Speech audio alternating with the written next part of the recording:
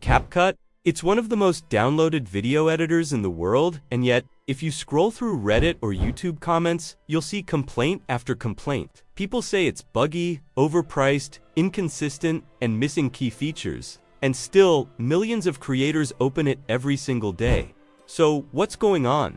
Why are people sticking with an app that clearly frustrates them? In this video, we're going to break down the real reasons why so many people continue to use CapCut, even with all its issues, and what that says about the way we create content today. CapCut started as a simple mobile editing app made by ByteDance, the same company behind TikTok. At first, it was completely free, no watermarks, no time limits, and surprisingly advanced tools for a mobile app. That's what made it explode in popularity. Anyone could edit short-form videos that looked professional without paying a cent. But as the app grew, so did its problems. Features started moving behind paywalls, bugs became more common, and users began noticing something strange. Prices and available tools weren't the same everywhere. In one country, CapCut Pro might be $9.99 a month. In another, nearly $20. Add in privacy concerns, confusing updates, and random export issues, and you'd think people would leave in frustration, but they haven't. In fact, CapCut's user base keeps growing. So, what makes it so sticky?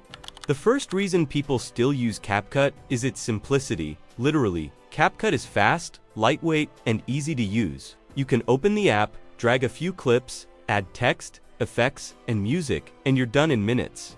Most people don't want to spend hours learning advanced software like Premiere Pro or DaVinci Resolve. They just want to make a good-looking video and post it. Even one user said, CapCut seemed like the easiest and quickest platform to learn. 2 years later, I'm editing for clients full-time. For creators who live on speed, that simplicity isn't optional, it's essential. The second reason people keep using CapCut is familiarity. Once you've spent months or years editing with one app, switching feels like starting from scratch. You know where every tool is, which transitions you like, how to fix mistakes quickly. It becomes muscle memory. And one user also said this, I've been using CapCut for almost 5 years.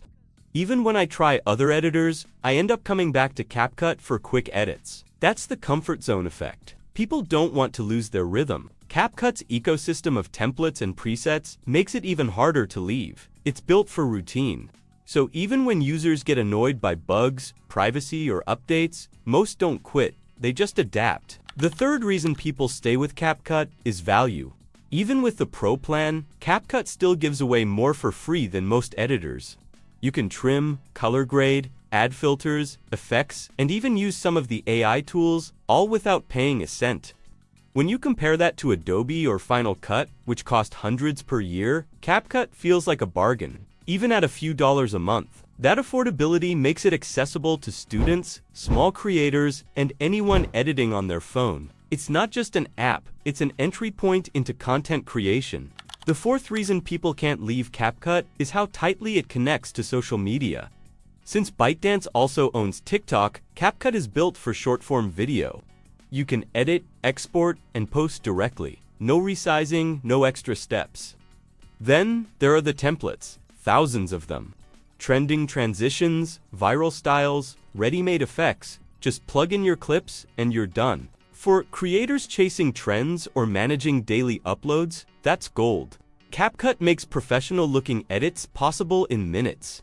And no other mobile editor matches that level of social integration. Of course, that doesn't mean users are happy. Bugs, failed exports, and sudden paywalls frustrate even loyal fans. One user wrote, about 95% of the effects and transitions are now pro, and I'm pissed, but I still use it. Another said, no one's mad about paying. They're mad because it used to be free. People aren't upset about the price itself. They're reacting to the sudden change. The regional pricing, inconsistent updates, and privacy questions only add fuel to that frustration. But when you weigh it all out, the benefits still win. CapCut isn't perfect. It's just convenient. There's also psychology behind it. People stick with tools they already know. It's comfort and momentum.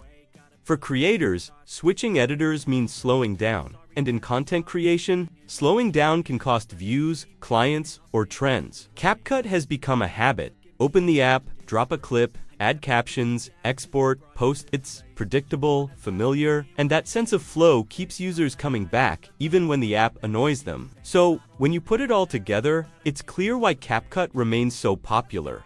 It's simple, fast, affordable, and perfectly aligned with the way we create and share videos today. Sure, it's got flaws, but convenience almost always wins. CapCut isn't just an editing app anymore, it's a creative habit. Until another editor makes things just as quick and seamless, CapCut isn't going anywhere.